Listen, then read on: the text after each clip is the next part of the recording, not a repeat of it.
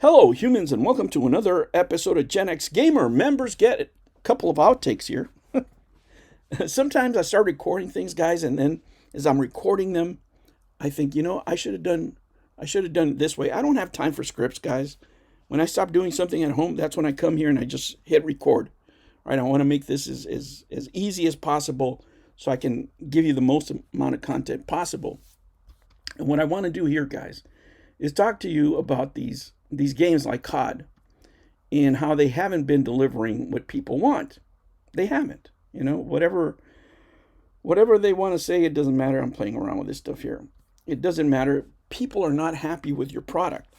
They're trying to. The problem with Call of Duty right now, and where Battlefield is eating their lunch, is realism.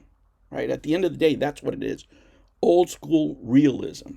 That's the core of the fan base. That's what Call of Duty always was. And you can tweak it, but you can't tweak it so much that you just go away from the product. You don't have to reinvent the wheel. These customers tell you exactly what they want. You know who your core audience is. The problem I think we have is just like everything else in the video game industry that's been ruined, is everybody's chasing Fortnite. It's a different customer. It's a different customer, right? I mean, it's just not the same customer. And I would dare to say that the Call of Duty customer, the Battlefield customer, is a more loyal customer who's willing to give you more money per customer if you give them what they want. And the people have spoken. They don't want to see little trains on the guns. I mean, I can't even remember when the last time I played Battlefield was, because it was just too corny. I can't, that's not that's not battle. That's not Call of Duty for me. Battlefield is more of a game. But there's so many shooters now that are made for younger people. And they're not happy with that core audience. They want to expand it, and that's the problem with this era of gaming. They're always looking to expand to people that don't exist. You, you have your core audience. This is the game. Right? You can't make a game for everybody, because then, like they said, it's a game for nobody. People want realism like this. Look at what just happened here. Right? Look at just what happened here, and you tell me if you rather have this mission than little trains and choo-choos and popcorn stickers and rainbow stickers on your gun. These guys went in, abducted a dictator, right? Because, of course, oil needs freedom. Remember that. Oil needs freedom. That's what we do, man. Hey, you know what? But I got to tell you this. Most of my friends, 90% of my Venezuelan friends, which are 6, so it's only one that's kind of, because he has TDR, are happy that this is going on, because they've suffered a lot. They've lost money, businesses, yada yada yada. Regardless, guys, these stories are like, okay, they bomb this place, they go in there, they kidnap a dictator, what already sounds like a mission.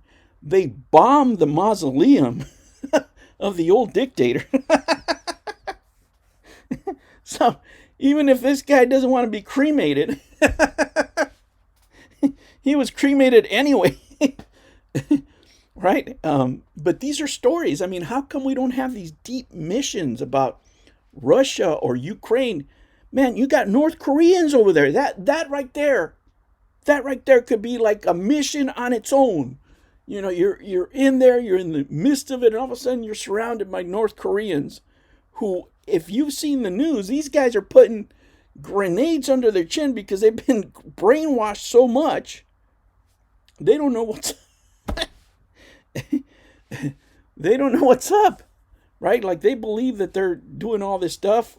I was reading one, like, you could actually put this in the game. I was reading one where they found the diary of one of the North Korean guys, and this guy was spying on his colleague and saying how disloyal he was to the emperor because he got some food rations, from somebody else, or he took them or something like that. But it really showed the mindset. It was like BioShock type stuff, right? Like, this dude was like deep in the trenches of being brainwashed. Those are more interesting stories, and these people that are running these game companies don't have the brain power to get this right. You have people that don't like guns working on these games. Xbox, hello, hello. It is just nuts. It is nuts. And if you just look at the popularity of these stories, because I'm a gamer, I shouldn't be, getting on my feed. Like, it's not like I'm hitting the homepage on YouTube. I'm hitting my subscription tab, and I'm getting Venezuela. And this guy's talking about it. This guy's talking. Channels that don't usually talk about this stuff, and they're not even making it about whatever.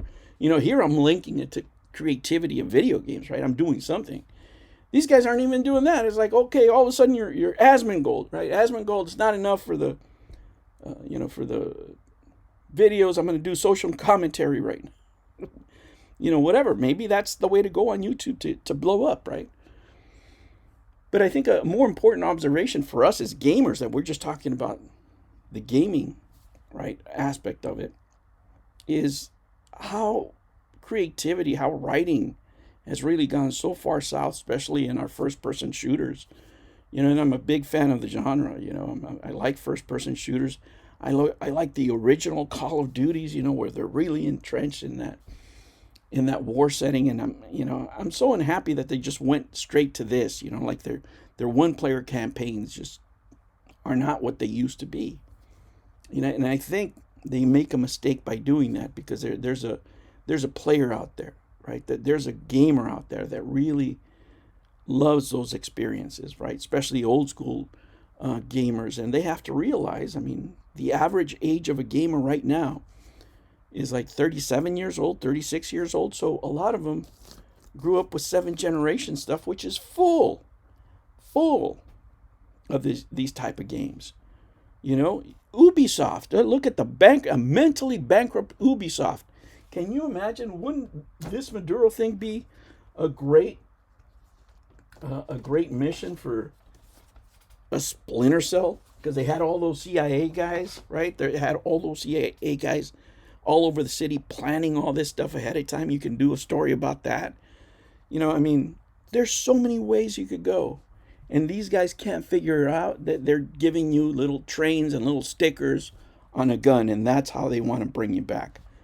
You're not bringing me back that way. How about you write something better? How about you take history? How about you get creative? Right? It's not like you don't have Google Maps and you know what everything looks like already.